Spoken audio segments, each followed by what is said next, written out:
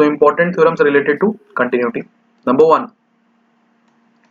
all polynomials, ये सुना हुआ है हमने, all polynomials are continuous on R. ठीक है, सारे polynomials जो हैं वो continuous होंगे रियल नंबर्स पे. ठीक है, सब स्मूथ होते हैं, डिफरेंशिएबल होते हैं, कंटिन्यूस होते हैं. All rational functions are continuous on R minus वो सब पॉइंट्स जहां पे डिनोमिनेटर जीरो है. ठीक है, R माइनस वो वाले पॉइंट्स, कोई भी रियल नंबर आप देखो सब पे कंटिन्यूस होंगे rational functions, but except those points जहां पे डिनोमिनेटर जीरो है. ठीक है, next logarithm, exponent, trigno, inverse trigno, modulus, ये जितने भी हैं these are continuous in their respective domains, in their respective domains. ठीक है, जो जो इनके डोमेन्स है अपने अपने डोमेन में ये सभी कंटिन्यूस है. The last important point, possibilities देखते हैं. अगर एफ एक्स जी एक्स कंटिन्यूस है या दोनों में से एक डिसकंटिन्यूस है, दोनों डिसकंटिन्यूस है, तो उस हिसाब से एफ प्लस जी कैसा होगा या एफ माइनस जी कैसा होगा, एफ इंटू जी कैसा होगा, एफ बाय जी कैसा होगा. I will make a table.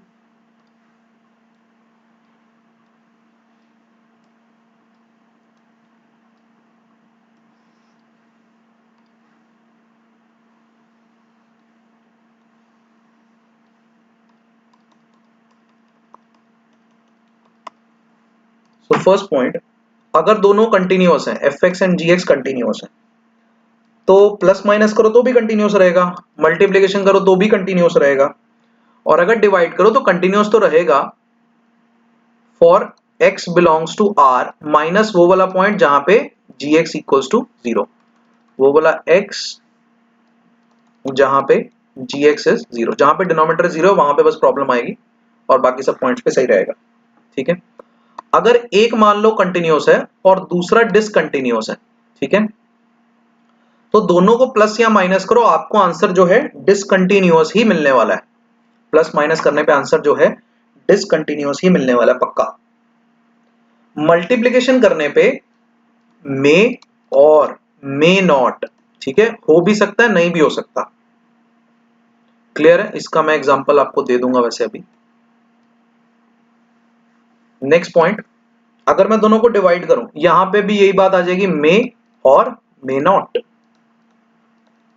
यहां पे सबसे बड़ी कंफ्यूजन आती है कि चलो एक डिसकंटिन्यूअस है तो मैं ये सोच पा रहा हूं कि मल्टीप्लिकेशन करके डिसकंटिन्यूअस रहेगा ही रहेगा, बट कब ऐसा एग्जांपल आए, कौन सा ऐसा एग्जांपल होगा जब वो कंटिन्यूअस हो जाएगा, उन एग्जांपल्स की भी बात करेंगे. तो लास्ट केस एक बार पहले लिख लेते हैं. अगर दोनों डिसकंटिन्यूअस हैं तो उनको ऐड सब्ट्रैक्ट करके मे और मे नॉट, हो सकता है कि वो कंटिन्यूअस बन जाए या हो सकता है वो डिसकंटिन्यूअस ही रहे. ठीक है, यहां पे भी मे और मे नॉट हो सकता है मल्टीप्लाई करके दो डिसकंटिन्यूअस फंक्शंस को एक कंटिन्यूअस फंक्शन बन जाए. ठीक है, हो सकता है डिवाइड करके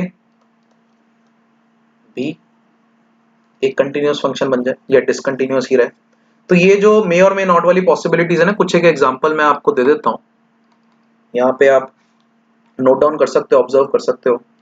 जैसे फर्स्ट एग्जांपल जो मैं लूंगा यहाँ पे, जिसमें एफ एक्स जो है वो दिया हुआ x which is obviously continuous and dx is sin of 1 by x which is discontinuous at x equals to 0. याद है ना oscillatory type of discontinuity gx में वो है. ठीक है, तो अगर मैं यहाँ पे fx into gx की बात करूं, ठीक है, fx into gx की बात करूं which will make it x into sin of 1 by x, this is continuous at x equals to 0. ठीक है, जबकि जो gx था that was continuous, discontinuous, x equals to 0, discontinuous at x equals to 0, but fx into gx is continuous at x equals to 0. मतलब इसकी जो continuity है, इसकी जो कंटिन्यूटी, जो डिसकंटिन्यूटी है वो कंटिन्यूटी में बदल गई मल्टीप्लिकेशन करने पे. क्लियर है? ठीक है, एक और ले लेता हूं. एक है जैसे fx equals to x, एक है gx equals to greatest integer of x. यहाँ पे अगर आप दोनों को, मतलब यहाँ पे आप fx into gx करो तो you will be getting x into gint x which is discontinuous, वो डिसकंटिन्यूअस का डिसकंटिन्यूअस ही रहा at x belongs to integer, क्योंकि gx डिसकंटिन्यूअस था for x belongs to integer.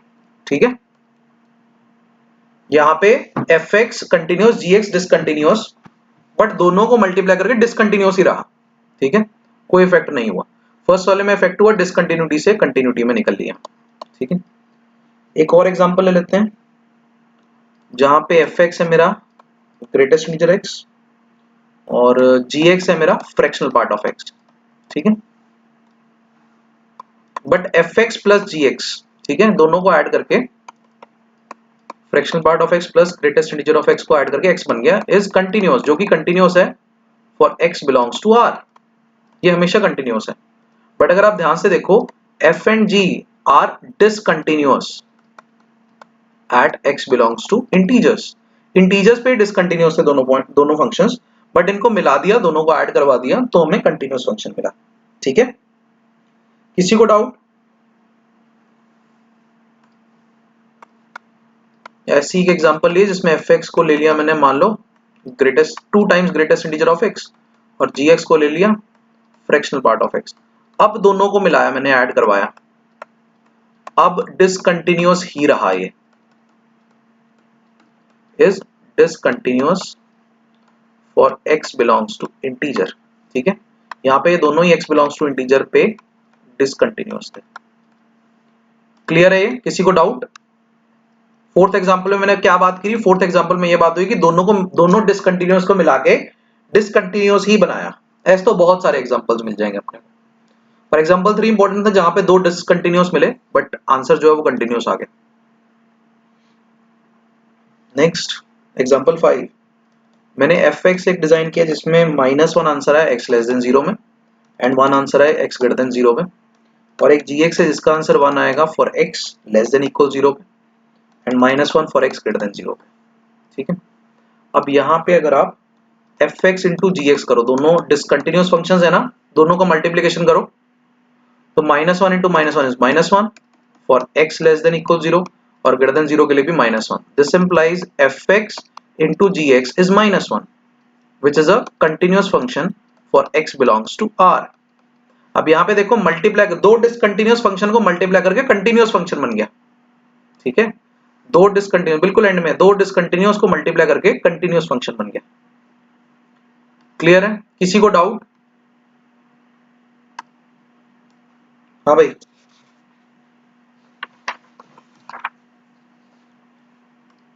चलो जनरल प्रॉब्लम सॉल्विंग पे हम निकल रहे हैं। कंटिन्यूटी पे जनरल क्वेश्चंस कुछ पुराने साल के हैं, कुछ इंपॉर्टेंट क्वेश्चंस हैं, एक बार सबको थॉरोली डिस्कस कर लेते हैं। fx equals to x into mod x, ठीक है, is continuous at x equals to 0, true और फॉल्स?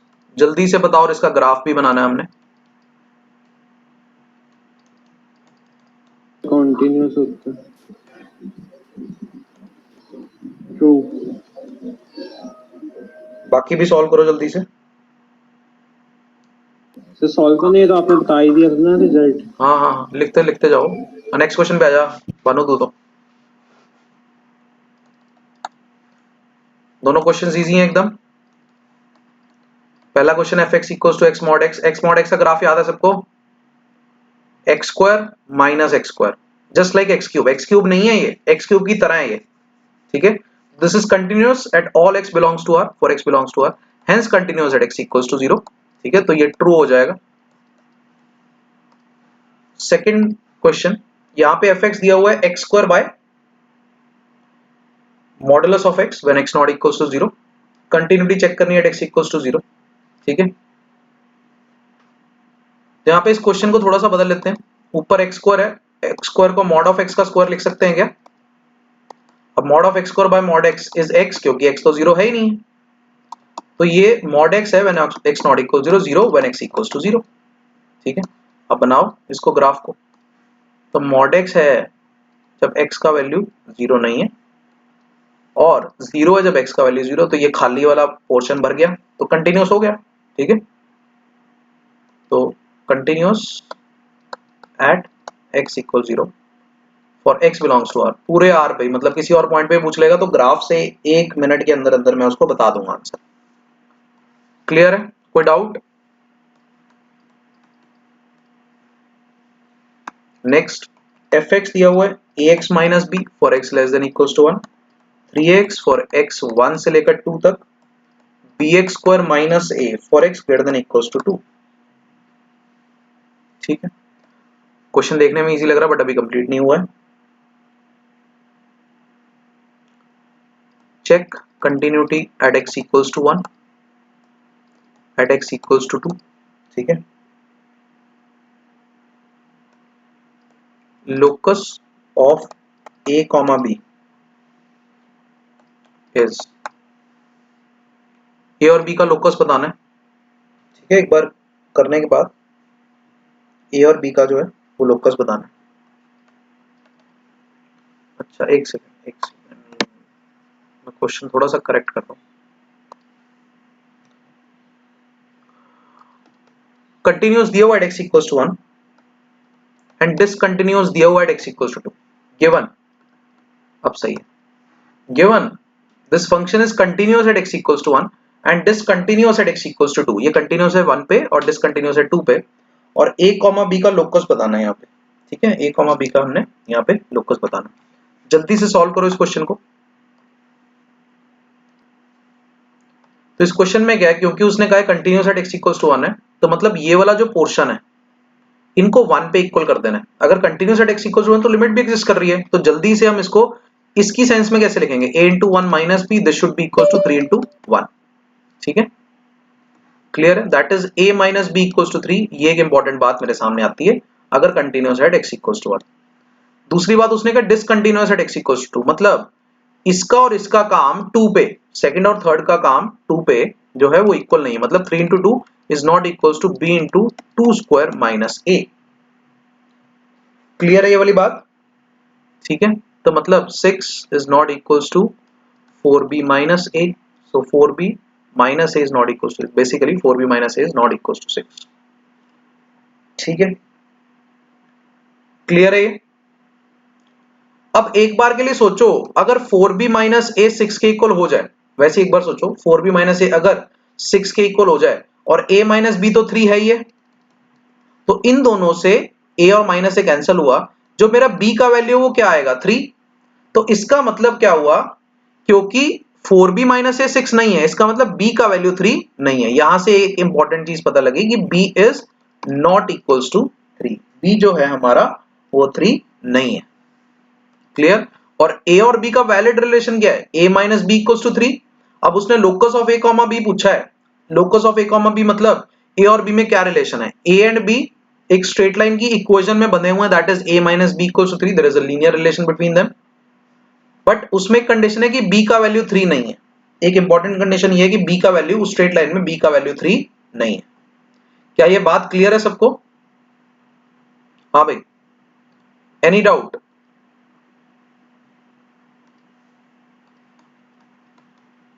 चलो नेक्स्ट क्वेश्चन पे हम चल रहे हैं। fx equals to cos x का power cot square x when x not equals to 0 and e की power -1/2 when x equals to 0। ठीक, check continuity at x equals to 0, 0 पे कंटिन्यूटी इसकी चेक करनी है। जल्दी से ये वाला क्वेश्चन अटेम्प्ट करो।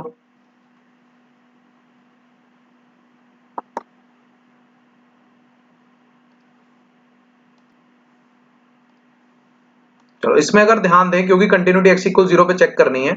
ब्रेक डाउन से दिखाओ। अरे वो ब्रेक डाउन वाला तो फंक्शन है ही है ये। तो x इक्वल 0 पे उसने फंक्शन का वैल्यू ये दिया हुआ है, और लिमिट के लिए 0 के आसपास अगर चेक करनी है वैल्यू तो ये दिया हुआ है। ठीक है, तो बेसिकली इसका लिमिट फाइंड आउट करना है आपने। तो limit x approaching 0 cos x की पावर cot स्क्वायर x। तो cos x जब x tending to 0 this is tending to 1, tending to 1 की power infinity, so the form is tending to 1 की power infinity. ठीक है, क्वेश्चन क्या बन जाता है, e के ऊपर limit x approaching 0 cos x minus 1 cot square x, cot square x को नीचे लिख सकते हैं tan स्क्वायर x। किसी को प्रॉब्लम इसमें? सो e के ऊपर limit x approaching 0, cos x को मैं नहीं जानता, माइनस बाहर लेके 1 minus cos x is 2 sin square x by 2 और नीचे क्या है tan स्क्वायर x। e के ऊपर minus 2 into X by 2 into X by 2 और नीचे x स्क्वायर से x स्क्वायर कैंसिल, e के ऊपर minus 1 by 2 which is value of function at 0. So yes, it is continuous at x equals to 0. Simple.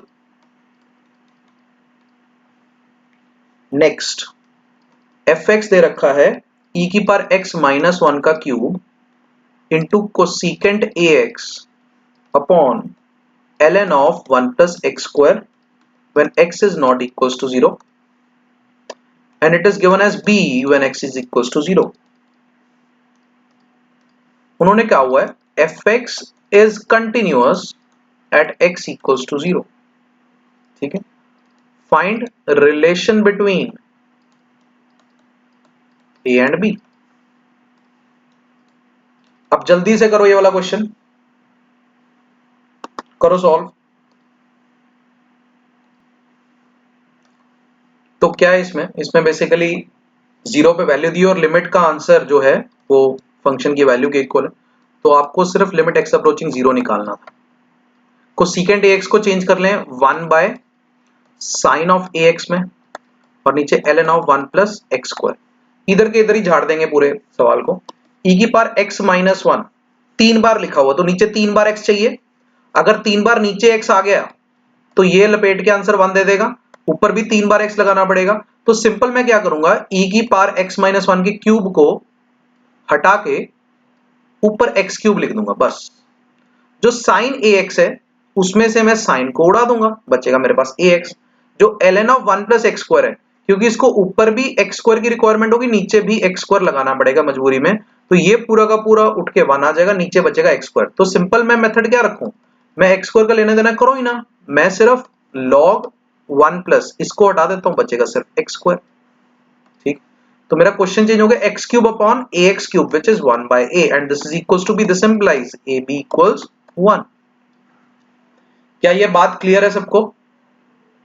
ठीक है, तो कोशिश करनी है जब भी ये सारे लिमिट वाले क्वेश्चन, लिमिट वाले सारे फॉर्म्स मल्टीप्लिकेशन में हो तो जल्दी से e की पावर x माइनस 1 को x लिख दो, साइन x को x लिख दो, log of 1 plus x square या log ऑफ 1 प्लस x को x लिख दो।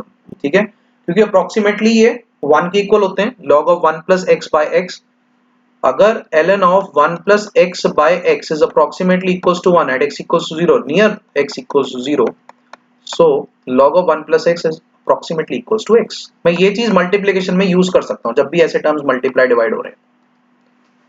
सो moving on to the next question, थोड़ा सा इंपॉर्टेंट क्वेश्चन है। ठीक है, यहाँ पे उसने क्या दिया, कह दिया कि ये fx है, ऊपर अंडर रूट है, नीचे x स्क्वायर माइनस k लिखा हुआ है, कहता है ये कंटिन्यूअस है for all x belongs to r, हमेशा कंटिन्यूअस है। तो बताओ k की क्या क्या पॉसिबल वैल्यूज यहाँ पे हो सकती हैं, एक बार ट्राई करो इस क्वेश्चन को।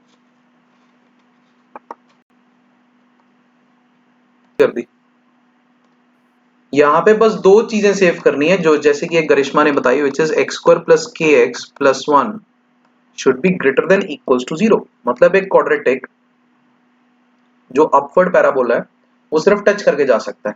ठीक है, उसके लिए बी स्क्वायर मतलब जो अपना बेसिकली डी होगा that is less than equals to 0, less than equal 0 मतलब के square minus 4 is less than equal 0, K is between -2 and 2 including both the ends, so k belongs to -2 से 2।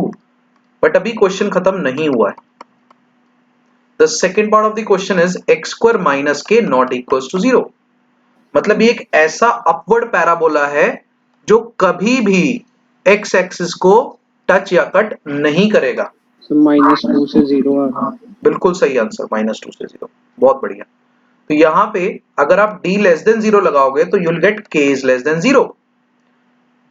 अब इन दोनों का इंटरसेक्शन मेरा आंसर क्या आएगा, इन दोनों के इंटरसेक्शन से मेरा आंसर क्या आ जाएगा, that is k belongs to -2 से 0 एक्सक्लूडिंग 0 इंक्लूडिंग -2। क्लियर है क्या? चलो क्वेश्चन नंबर 7 पे चल रहे हैं। कुछ ग्राफ्स भी अपने को फॉर्म करने हैं, ट्रांसफॉर्मेशन में क्लास 11 में करवा चुका हूं, फिर से एक बार इनको डिस्कस करेंगे और इनके ग्राफ्स बनाएंगे जो भी सेट इंटरवल्स हैं उसके बीच में। अगर इंटरवल नहीं गिवन है इसका मतलब for all x belongs to R हमने ऑब्जर्व करना है कि कहां पे डिसकंटिन्यूटी आएगी। ठीक है, तो the first question is greatest integer of x square. Greatest integer of any function बनाने के लिए मैंने आपको फंडा बताया था केबल मेथड। क्या करते थे हम, ग्राफ फॉर्म कर लेते हैं अंदर वाले फंक्शन का और उसको उन वैल्यूज पे कट करेंगे जहां जहां पे उसका आंसर मतलब y का वैल्यू इंटीजर बनेगा। y का वैल्यू इंटीजर कहां कहां पे बन रहा है, this is y equals to 0, here we have y equals to 1, here we have y equals to 2, here we have y equals to 3 and so on। अब इन y के कॉरेस्पॉन्डिंग मैं x की वैल्यूज नोट डाउन करूंगा। जब y 1 है तो x का value यहां पे 1 है और यहां पे -1 है। जब y का वैल्यू 2 है, y मतलब x स्क्वायर का वैल्यू 2 है, जब x स्क्वायर का वैल्यू 2 है तब x का वैल्यू या तो √2 है या फिर -√2 है। जब 3 है तो x का वैल्यू √3 है या फिर -√3 है एंड सो ऑन। अब करेंगे क्या, अब हम इतना सा पार्ट मैं यहाँ पे एक बार मार्क कर देता हूं, सिर्फ इतना पार्ट हम चेक करेंगे। ये मान लो y को 0 ग्राउंड फ्लोर है, y equals to 1 first floor है। ऐसा इमेजिन करो कि हमारे पास एक केबल है जो ग्राउंड फ्लोर से ऐसे फर्स्ट फ्लोर पे जा रही है। ठीक है, और हमने इस केबल को इस एंड से, इस कोने से काट दिया। तो अब सिचुएशन क्या बनेगी, केबल अंडर ग्रेविटी गिरेगी। ठीक है, ये इसका ये वाला एंड है, मान लो this is A and this is B. तो अब ये जो केबल गिरेगी वो कुछ ऐसे गिरने वाली नीचे आ जाएगी। ठीक है, और वो बी से जस्ट पहले गिरेगी, दिस इज बी, बी से पहले गिरी। ठीक है, बी कवर नहीं किया उसने, बी से हल्का सा पहले गिरी। ठीक है, और ऐसा हम सोचेंगे कि उस केबल का हल्का सा टुकड़ा जो है वो ऊपर रह गया। ठीक है, कहां पे, इस कोने पे रह गया हल्का सा टुकड़ा। केबल ओवरऑल नीचे गिर गई। ठीक है, केबल ओवरऑल नीचे गिर गई, ए से बी के बीच में, बी तक नहीं पहुंची, बी से जस्ट पहले तक पहुंची, और जो केबल का छोटा सा टुकड़ा है वो ऊपर कोने पे रह गया। ठीक है, तो इसका इक्विवेलेंट ग्राफ कैसे बन जाएगा, हर फ्लोर पे ऐसे ही केबल कटेगा 0 से 1, यहां पे खाली आ जाएगा और इसका टुकड़ा इधर। फिर फर्स्ट फ्लोर पे खड़े हो गए, सेकंड फ्लोर पे तोड़ा, बट x का वैल्यू था √2 इस पॉइंट पे। ठीक है, फिर नेक्स्ट फिर से गिरा केबल, यहाँ पे y इक्वल्स टू 1 था, यहाँ पे y इक्वल्स टू 2, यहाँ पे y इक्वल्स टू 3, फिर ऐसे √3 के बाद आएगा 2, फिर आएगा √5। ठीक है, बिल्कुल ऐसा ग्राफ यहाँ नेगेटिव में भी बन जाएगा, -1 -√2। किया हुआ ना ये वाला ग्राफ क्लास 11th में भानु, यस सर। किया हुआ है कि नहीं? Yes sir. ठीक है, तो इस टाइप से ग्राफ अपना बन जाएगा। तो वो पूछ रहा है कि डिसकंटिन्यूटी के पॉइंट्स कहां कहां पे, -3 से 3 पे। ठीक है, अब -3 से 3 पे पहले हम सोचेंगे कि अगर x का वैल्यू 3 है तो y का वैल्यू क्या आ जाएगा, 9। अगर x का वैल्यू -3 है तो भी y का वैल्यू क्या आ जाएगा, 9। सो बेसिकली आप चेक करो कि 0 से लेकर जब y का वैल्यू 9 तक जा रहा है, ठीक है, 0 से लेकर जब y का वैल्यू 9 तक जा रहा है, किस किस पॉइंट पे कटेगा, y को 0 पे एक पॉइंट, फिर y इक्वल्स टू 1 पे, फिर y इक्वल्स टू 2 पे, y इक्वल्स टू 3 पे, y इक्वल्स टू 4 पे, देन 5 पे, देन 6 7 8 9। बट आप एक बात का ध्यान दो कि यहाँ पे y इक्वल्स 0 पे कोई भी पॉइंट ऑफ डिसकंटिन्यूटी नहीं आया। ठीक है, मतलब सॉरी, x इक्वल्स 0 पे कोई भी पॉइंट ऑफ डिसकंटिन्यूटी नहीं है। y इक्वल्स टू 0 के कॉरेस्पॉन्डिंग यहाँ पे -1 और 1 आ गए अपने पास, -1 और 1। 1 के कॉरेस्पॉन्डिंग -√2 एंड √2 आ गए। ठीक है, 2 के कॉरेस्पॉन्डिंग -√3 एंड √3 आ गए, क्योंकि बेसिकली वो पूछ रहा है पॉइंट्स ऑफ डिसकंटिन्यूटी, तो y के कॉरेस्पॉन्डिंग थोड़ा हम देखते हैं, हम तो देखते हैं कितनी x की वैल्यूज पे डिसकंटिन्यूटी कंटिन्यूस हुआ ग्राफ। तो जब y का वैल्यू 0 है तब 2 पॉइंट्स, 1 है तब भी 2 पॉइंट्स, 2 है तब भी 2 पॉइंट्स, फिर 2 पॉइंट्स, इन सबके कॉरेस्पॉन्डिंग 2 पॉइंट्स, तो टोटल पॉइंट्स कितने हो जाएंगे, 18 पॉइंट्स ऑफ डिसकंटिन्यूटीज। क्लियर है ये वाली बात? अगर कोई पूछे वो पॉइंट्स कौन कौन से हैं तो हम ये भी लिख सकते हैं, x का वैल्यू +-1, x का वैल्यू प्लस माइनस √2, x का वैल्यू प्लस माइनस √3, x का वैल्यू प्लस माइनस √4, x का value plus minus √5, sorry √4 up to x का वैल्यू प्लस माइनस √9, मतलब x का वैल्यू लास्ट वाला प्लस माइनस 3 भी आ जाएगा इसमें। क्लियर है क्या? जब भी ग्रेटेस्ट इंटीजर के अंदर फंक्शन हो तो बस ये बात ध्यान में रखना कि जब वो फंक्शन का वैल्यू इंटीग्रल होगा, जब भी उस फंक्शन का इंटीग्रल वैल्यू होगा वहां पे ग्राफ कटेगा। And this is also a very good example to tell कि भैया अगर ग्रेटेस्ट इंटीजर ऑफ समथिंग लिखा हुआ है तो हमेशा इंटीजर पे डिसकंटिन्यूअस नहीं होगा। यहाँ पे at x equal 0 function is continuous. अगर आप ध्यान से चेक करो x की वैल्यू जब 0 है तब फंक्शन यहाँ पे कंटिन्यूअस आ रहा है, नहीं तो हमें क्या लगता है कि जब भी ग्रेटेस्ट इंटीजर के अंदर इंटीजर आएगा तब वो डिसकंटिन्यूअस होगा। सो दिस इज द एग्जांपल, जब x इक्वल्स टू 0 आया और ग्रेटेस्ट इंटीजर के अंदर इंटीजर बना तब भी ग्राफ डिसकंटिन्यूअस नहीं हुआ, कंटिन्यूअस हुआ। ठीक है, next greatest integer of tan inverse x, जल्दी से एक बार ट्राई करो।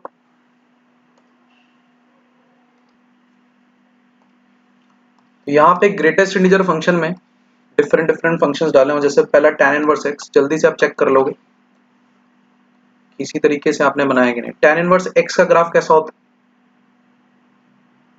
लाइक दिस, यहां पे अप्रोच कर रहा होता है π/2 को और यहां पे अप्रोच कर रहा होता है -π/2। अब यहां पे देखिए कि इंटरनली यहां पे कौन कौन से इंटीजर्स आएंगे फंक्शन का आंसर, इस tan इनवर्स x का आंसर कौन कौन सा इंटीजर आता है? 0 आ जाएगा, इधर 1 आएगा और इधर -1। ठीक है, इसके बाद कहीं पे 2 आ रहा होगा और इससे पहले कहीं पे -2 आएगा। क्लियर है ये वाली बात? तो अब यहाँ पे केबल गिरने वाला मेथड लगाते हैं, 0 से π/2, 0 से π/2। ठीक है, 0 से π/2 में सारा ही केबल गिर जाएगा, सॉरी 0 से 1, 0 से 1, 0 से 1 में जो केबल गिरेगा वो कुछ इस तरीके से गिरेगा यूजिंग द ग्रीन पेन। ठीक है, और 1 जब होगा, tan इनवर्स x का आंसर 1 कब होता है? जब x का वैल्यू tan 1 होता है। So this input will be tan 1 और ऊपर 1 पे ऐसा टुकड़ा बच जाएगा जो कि आगे हमेशा के लिए कंटिन्यू होगा टिल इंफिनिटी। अब नेगेटिव में अगर ये केबल गिरेगा वही ग्रेविटी ही एक्ट करेगी इस पे भी, तो ये जो ब्लू वाला जो नेगेटिव वाला केबल है, so we have negative of 1, negative 1 मतलब -tan 1।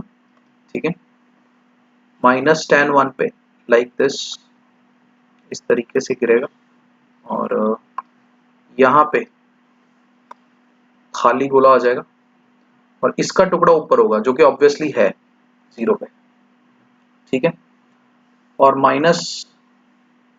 -1 इससे पहले इंटीजर पे गिरना है ना, दिस इज -1, द पिछला इंटीजर इज नाउ -2, तो ये सारी तार आके -2 पे गिरेगी।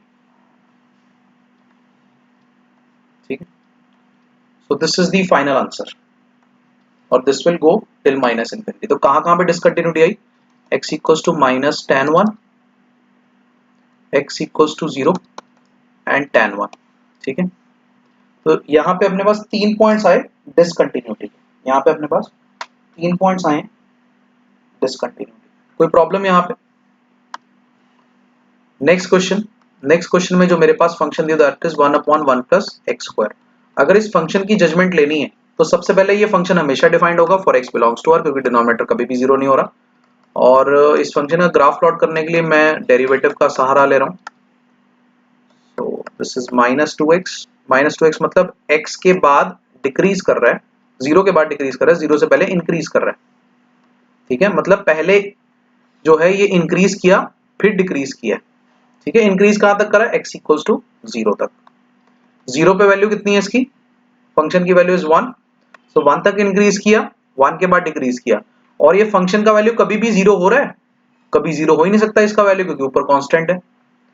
और इंफिनिटी पे इसका आंसर क्या होगा? टेंडिंग टू 0 पॉजिटिव, और माइनस इंफिनिटी पे टेंडिंग टू 0 पॉजिटिव। तो ये कुछ इस पहाड़ की तरह ये वाला क्वेश्चन का ग्राफ जो है वो फॉर्म हो जाएगा। ठीक है, जहां पे जैसे ही आप ग्रेटेस्ट इंटीजर लगाओगे बाहर तो यहाँ पे एक फ्लोर फर्स्ट फ्लोर बना और this is the ground floor, तो इसका ग्राफ ऐसे चेंज हो जाएगा, ऊपर टुकड़ा रह जाएगा इंटीजर पे, बाकी जो पार्ट है इधर गिर जाएगा। मैं ग्रीन से बना देता हूँ,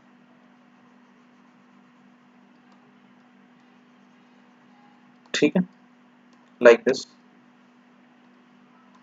सो this is discontinuous at x equals to 0, ठीक है। डिसकंटिन्यूअस कहाँ कहाँ हो गया, सिर्फ एक ही पॉइंट पे at x equals to 0। Bhanu answer match किया था ये वाला? सर वो आपने अभी ग्रेटेस्ट इंटीजर फंक्शन अभी लगाया, पहले मैंने मार्क नहीं किया था, वैसे ठीक था, ग्राफ ठीक था। चलो सही है। नहीं नहीं, ये पहले का ही लगा हुआ है, सब पे ग्रेटेस्ट इंटीजर ही लगा हुआ है, सारे पार्ट्स पे, ठीक है। Next is ln x। देखो अब इस टाइप के ग्राफ में हम कैसे प्रोसीड करेंगे, क्योंकि ये बाउंडेड ग्राफ नहीं है, log x का ग्राफ तो अनबाउंडेड जाता है। बस इधर ये ध्यान रखना है, वो डिसकंटिन्यूटी के पॉइंट्स पूछेगा हमसे, बस जहां जहां में इंटीजर है एक बार वहां वहां पे मार्क कर लो, ठीक है। So this is y equals to 0, y equals to 1, y equals to 2, y equals to 3, y equals to 4, ठीक है। This is y equals to -1, y equals to -2, y equals to -3। तो अब यहाँ पे दिस पॉइंट इज 1, 0, इधर से start कर लेते हैं। 1 के बाद ये जो केबल है ये इधर तक जाएगा। जब y का वैल्यू 1 है, y का वैल्यू 1 मतलब log x का वैल्यू 1, ठीक है। ln x इक्वल्स टू 1 मतलब x का वैल्यू e, यहाँ पे y का वैल्यू 2 मतलब ln x का वैल्यू 2 मतलब x का वैल्यू e स्क्वायर। सिमिलरली यहाँ पे x का वैल्यू e क्यूब, फिर x का वैल्यू e की पावर 4, यहाँ पे x का वैल्यू e की पावर -1, दिस इज e की पावर -2, दिस इज e की पावर -3, ठीक है। सो 1 के बाद the next point will be e, then e square, then e cube. उसके बीच में ग्राफ कुछ इस तरीके से चलता जाएगा, ठीक है। टुकड़े ऑब्वियसली छोटे होते जाएंगे, सॉरी बड़े होते जाएंगे, यहाँ पे इंक्रीजिंग ग्राफ में ये जो टुकड़े हैं ये बड़े होते जाएंगे और बड़ा हो जाएगा, ठीक है। बट जैसे जैसे आप पीछे चलते जाओगे टुकड़े छोटे हो रहे हैं, मतलब ऑब्वियसली आप फॉरवर्ड जा रहे हो बड़े हो रहे हैं, तो पीछे जाओगे तो छोटे होते जाएंगे। इससे पहले इससे छोटा आ जाएगा, ठीक है, फिर इससे छोटा, फिर इससे छोटा, फिर इससे छोटा, फिर इससे छोटा, ऐसे चलते जाएंगे, ऐसे टुकड़े बनते जाएंगे। और ये टुकड़े कहाँ कहाँ पे बन रहे हैं, जब भी x इक्वल्स टू e की पावर इंटीजर आ रहा है, ठीक है। इन सब में ये फंक्शन जो है वो डिसकंटिन्यूअस है, discontinuous for x equals to e की पावर इंटीजर, ठीक है। e की पावर 0, 1, 2, -1, -2, -3, इन सब पे जो फंक्शन है डिसकंटिन्यूअस हो रहा है, बाकी सभी पॉइंट्स पे कंटिन्यूअस है। Next moving on to greatest integer of sin x between 0 and 2 pi. पहले sin x का ग्राफ बना लेते हैं इस इंटरवल में, ठीक है। अब इंटीजर वाइज तोड़ना है, दिस दिस एंड दिस।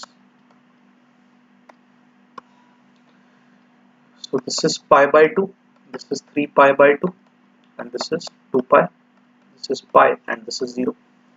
0 से 2 pi के बीच में केबल टूट के गिर जाएगी, यहाँ पे गोला आ जाएगा, ये टुकड़ा ऊपर रह जाएगा। pi by 2 से pi के बीच में, ठीक है, ऐसे। अब pi से 3 pi by 2 केबल जो है नीचे -1 पे गिरेगी, यहाँ पे गोला ऐसे। और दिस इज 3 pi by 2, ये केबल आगे भी गिरती जाएगी टिल 2 pi, 2 pi पे ऊपर टुकड़ा रह जाएगा, ठीक है। तो एक ग्राफ कुछ इस तरीके से बनेगा।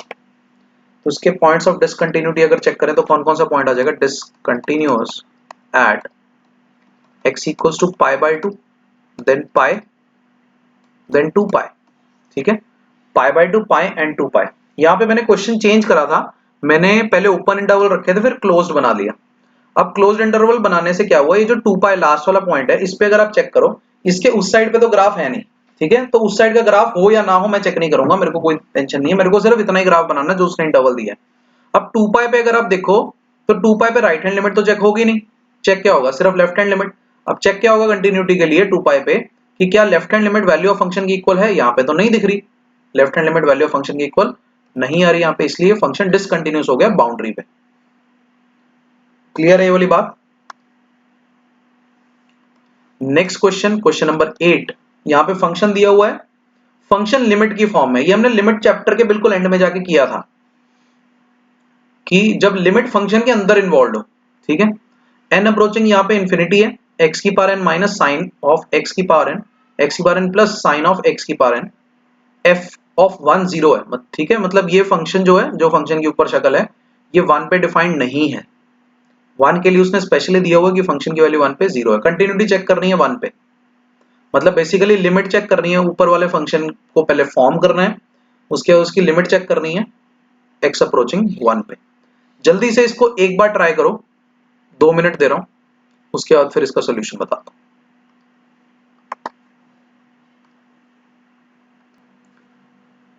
चलो जल्दी से इसको डिस्कस करते हैं। अब यहाँ पे सारा का सारा जो काम है वो चेंज होने वाला है 1 पे। जैसे कि मैंने आपको बताया था कि जब भी वेरिएबल की पावर इंफिनिटी रेज होगा तो इसके डिफरेंट आंसर्स आ सकते हैं।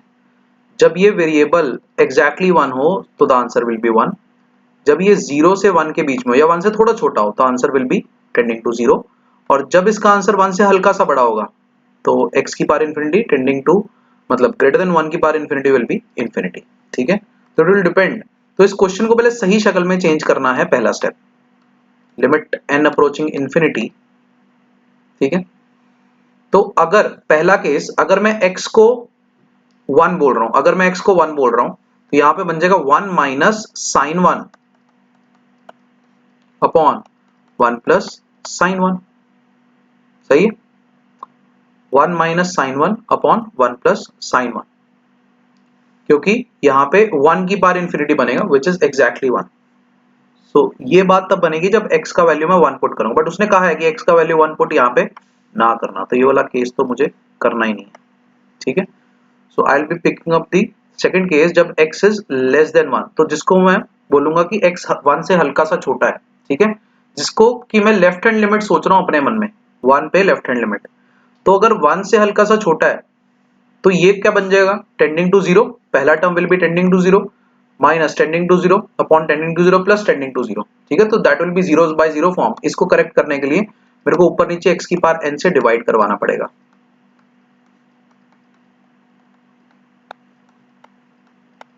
ठीक है।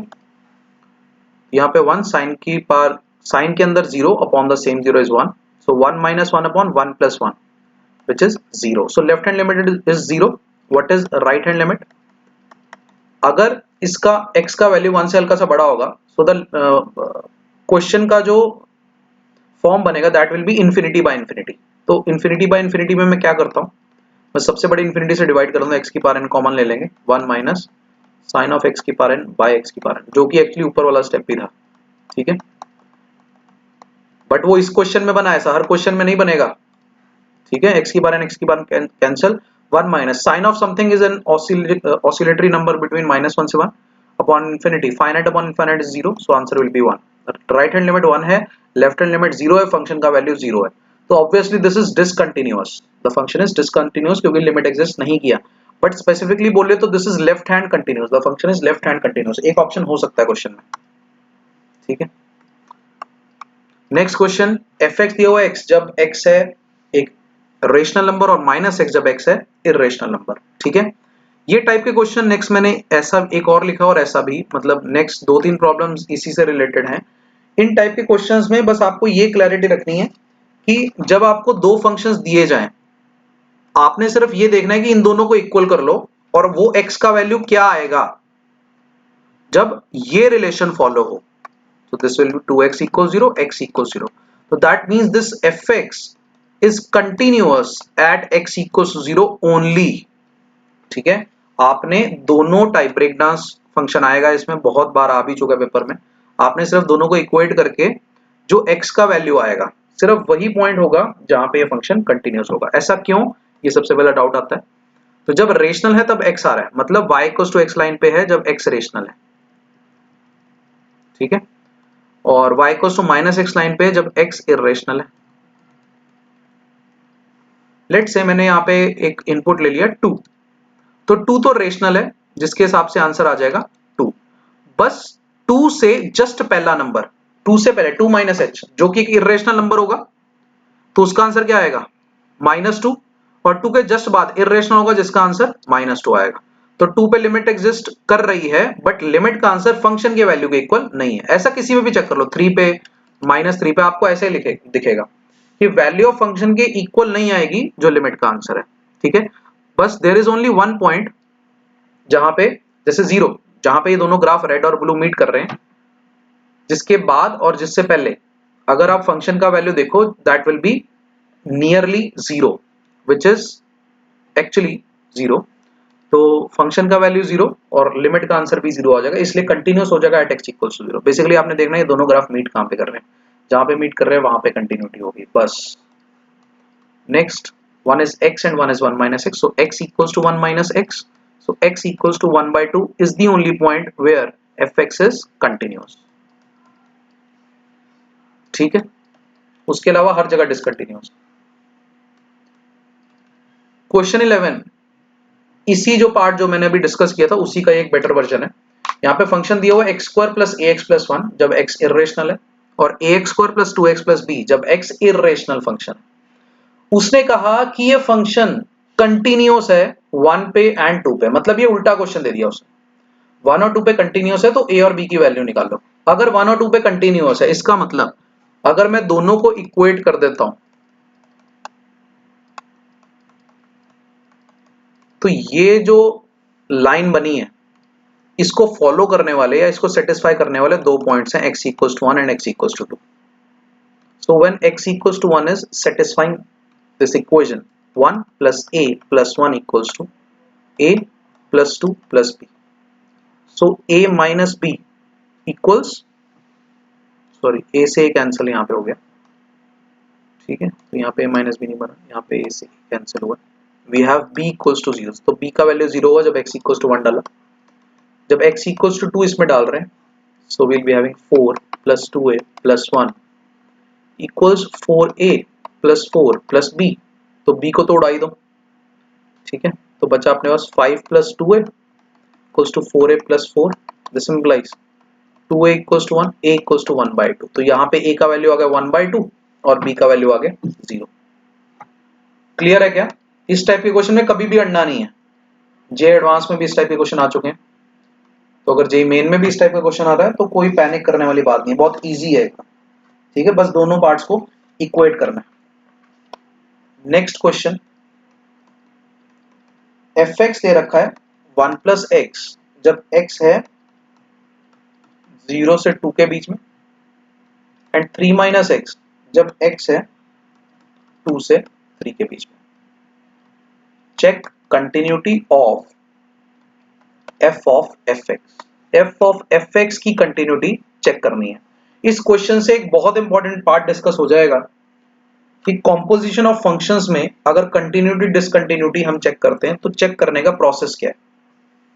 जब भी हमें GOF या f of f या GOG कुछ भी दिया जाए, ठीक है, सबसे पहले हमारा काम क्या होगा कि अंदर वाला फंक्शन चेक करना कि अंदर वाला फंक्शन कहां-कहां डिसकंटिन्यूअस हो रहा है। ठीक है, अंदर वाला फंक्शन कहां-कहां डिसकंटिन्यूअस हो रहा है। जैसे ये f of f है, f of f में सबसे पहले, क्योंकि बाहर और अंदर वाला तो सेम ही है, यहाँ पे चेक करना है कि एक्चुअली fx कहां-कहां डिसकंटिन्यूअस हो रहा है। ठीक है, तो देखते हैं fx कहां-कहां डिसकंटिन्यूअस हो रहा है।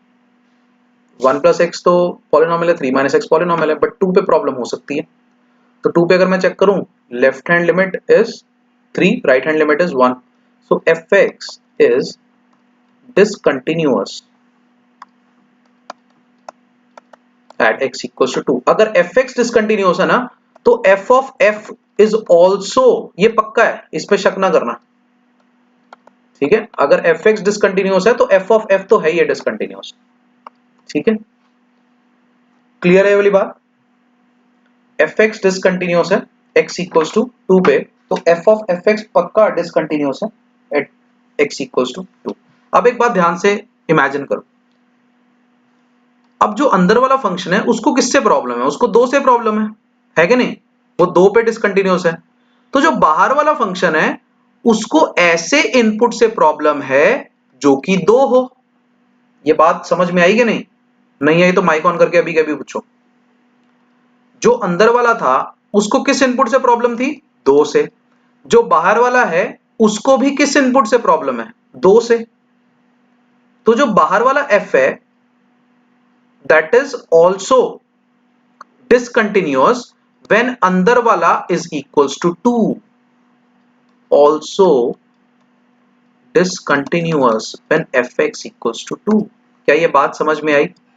अब fx का आंसर 2 कैसे आ सकता है? दोनों पॉइंट्स में पुट करके मुझे देखना पड़ेगा, दोनों पार्ट्स में पुट करके मुझे देखना पड़ेगा। जब 1 प्लस x2 हो एक ये पॉसिबिलिटी है, जब 3 माइनस x2 हो एक ये पॉसिबिलिटी है। पहली पॉसिबिलिटी में x का वैल्यू 1 आ रहा है, दूसरी पॉसिबिलिटी में भी x का वैल्यू 1 आ रहा है, बट क्योंकि दूसरी पॉसिबिलिटी में जो इनपुट है वो तो 2 से 3 माना गया है, सही है कि नहीं? तो इसको रिजेक्ट करेंगे, इसको एक्सेप्ट करेंगे, ठीक है। वैसे इनपुट तो 1 ही आ रहा है, तो बेसिकली मुझे x का वैल्यू ही चाहिए था, जहां पे f ऑफ fx डिसकंटिन्यूअस होगा। So f of fx is discontinuous at x equals to 2 and at x equals to 1, जो कि x equals to 1 मेरे को कहां से पता लगा? इधर से। क्लियर है? तो f of fx जो है वो डिसकंटिन्यूअस है 1 पे भी और 2 पे भी। मतलब this is the way to solve this without drawing the graph, ठीक है। ग्राफ बना के तो कर लोगे इजीली, ग्राफ बनाना मैंने कॉम्पोजिशन के कॉम्पिटिटिव लेक्चर्स में बताया भी है, फंक्शन चैप्टर में, ठीक है। बिना ग्राफ बताए इसको जज कैसे करना है कहां पे डिसकंटिन्यूअस है, वो ये तरीका है जो अभी डिस्कस हुआ है।